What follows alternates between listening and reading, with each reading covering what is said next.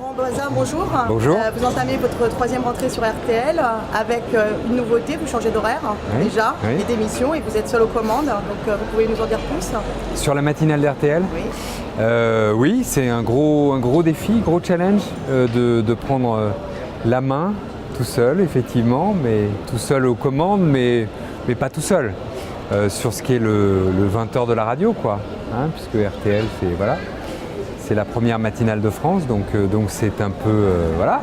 C'est une tranche qui est un peu en souffrance en plus, qu'il va falloir... Non, c'est pas une tranche qui est en souffrance. On rappelle les horaires et le nom de l'émission d'ailleurs. Oui, c'est RTL Matin, de 7h à 9h30. Voilà. Et non, c'est pas une tranche en souffrance, non. C'est une tranche qui a un peu été bousculée l'an dernier par la concurrence, mais non, je dirais pas que c'est une tranche en souffrance. Non. C'est quoi vos clés justement pour dynamiser tout ça? On vous a déjà vu, vous avez une longue carrière derrière vous, vous n'arrivez pas comme ça. Je suis pas un perdreau de l'année. Un perdreau de l'année. Vous n'arrivez pas comme ça, les mains dans les poches. Vous avez été officier sur Europe 1, vous avez officié sur LCI en télé, vous avez à la fois la double casquette. Alors déjà, la première question, qu'est-ce que vous allez faire pour dynamiser justement cette tranche? Qu'est-ce que vous apportez? Quel va être le propos de votre émission? Bon, le principe, c'est que quand les gens se réveillent le matin, ils ont envie de savoir ce qui s'est passé de neuf. Donc quoi de neuf? Donc les journaux, on répond à quoi de neuf? Et sur les infos qui existaient la veille, quoi de plus? Voilà, ça c'est le défi en termes d'infos. Sur le reste, décrypter, expliquer, ça c'est toutes les signatures d'RTL. Faire naître, faire l'actualité, ça c'est dans les espaces des journaux et aussi sur les interviews, que ce soit Jean-Michel Apathy, l'interview que je fais à 8h16 ou l'interview d'Yves Calvi, parce qu'RTL c'est une radio qui fait l'actualité et que ça se fait le matin pour la journée. Voilà, le but c'est que vous allez retrouver aux 20h le soir à la télé les infos qu'on aura levées nous le matin et pas l'inverse. Voilà, c'est pas le 20h, c'est pas le RTL matin, c'est pas le journal c'est pas le 20h de la veille, c'est le 20h du soir. L'ambition c'est celle-là. Donc voilà, et puis tout ça avec un ton qui soit résolument pas plombant. Vous avez proposé plus d'interactivité, j'ai l'impression que ça a été le mot d'ordre de Christopher Baldelli, votre patron, interactivité. Oui, mais pas l'interactivité pour l'interactivité, pas l'interactivité pour la libre antenne. D'autres le font et le font très bien, c'est pas notre ADN à nous. Notre ADN à nous, en revanche, depuis toujours, c'est de donner la parole aux auditeurs dans quelque chose qui soit souple et qui circule entre nous. Ça ne veut pas dire des auditeurs tout le temps partout.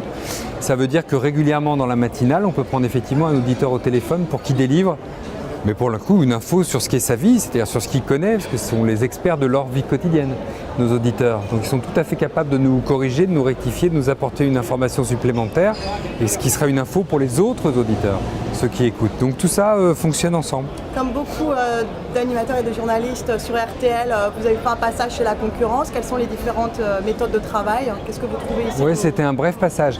Ce qu'il faut retenir d'RTL quand on arrive comme journaliste, c'est qu'on est fier d'y travailler. Parce que c'est sans doute la plus belle, franchement c'est la plus belle rédaction de France, sans doute. Je mets un sans doute par précaution oratoire, parce que je ne veux pas être laudatif bêtement, mais c'est une rédac qui est solide, qui est capable de sortir des infos, qui est solide sur tous les compartiments de l'actualité. Donc voilà, c'est ça qu'il faut retenir d'RTL. Et puis RTL, c'est un ton, c'est une structure, c'est des fondamentaux, et c'est une famille, c'est-à-dire c'est une maison qui est capable de vous intégrer. Je suis arrivé il y a 2 ans, hein. J'y étais il y a 25 ans certes, mais je suis arrivé il y a 2 ans, qui vous intègre, vous faites immédiatement partie de la famille. Yves Calvi, par exemple, dit exactement la même chose. On s'y sent bien, mais on ne s'y sent pas bien par hasard. On s'y sent bien parce que c'est une maison qui a une identité. Vous avez travaillé aussi en télé. Quelles sont les différences entre la radio et la télé? Est-ce que justement vous vous sentez plus libre, le fait que vous soyez en direct comme ça? Moi, quelles sont les différences? J'aime le direct. J'ai pas de préférence. Moi, j'aime les deux. Moi, j'ai quitté la télé pour faire de la radio, mais donc ça dit aussi, voilà. Donc ça dit que j'aime la radio. Et j'aime la radio parce que j'aime le direct. Donc ça c'est très juste. Et la radio, pour le coup, c'est vraiment le média du direct. C'est le média chaud dans le sens de l'immédiat, de la réactivité, mais aussi de la chaleur, de l'intimité avec l'auditeur, ce qu'on n'a pas forcément quand on est à la télé. Donc voilà, ça c'est les atouts très nets de la radio. Ce que je fais par ailleurs à la télé sur C'est dans l'air le lundi quand Yves Calvi fait mots croisés. C'est le lundi soir sur France 5. Là, pour le coup, c'est un exercice qui est tout à fait différent, qui est un exercice de réflexion sur l'actualité ou d'éclairage de l'actualité sur la longueur.